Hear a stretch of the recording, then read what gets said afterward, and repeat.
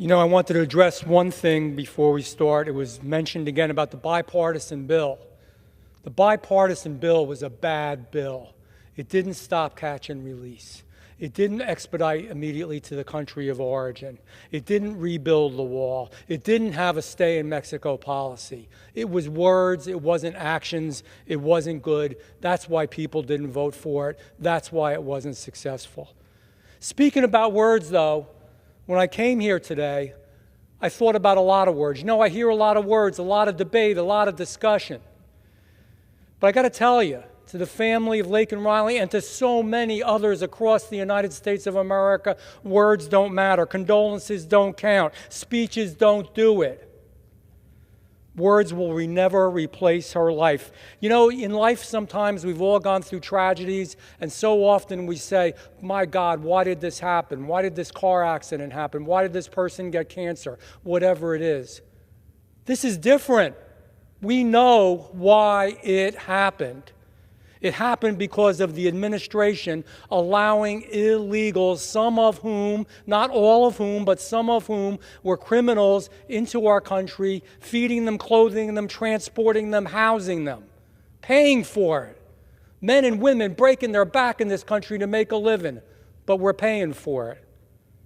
We know how it happened. We know how it happened to the New York City woman who was put on fire. We know how it happened to State Trooper Christopher Gadd in Washington State when he died because of illegal alien. We know how it happened to Elizabeth Medina from the great state of Texas, 16 years old, and her life was snuffed out. That's never okay.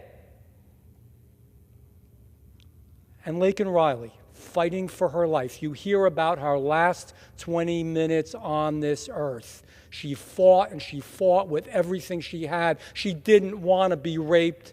She didn't want to be brutalized. So this, I don't want to curse here. This individual may. Another minute to the gentleman.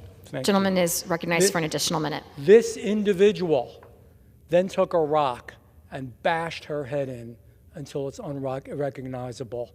You know what? Condolences aren't going to do it. I say that to my friend on the other side of the aisle, the ranking member. Feeling bad, feeling sorry is not going to do it.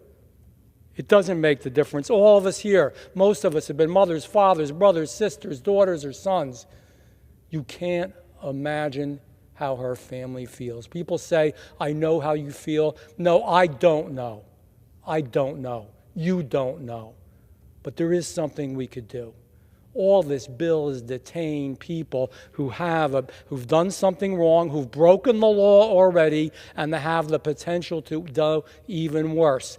All of these cases that I mentioned and many more would not have occurred if we had this law in place. Don't give the condolences. Vote for the bill. I yield back.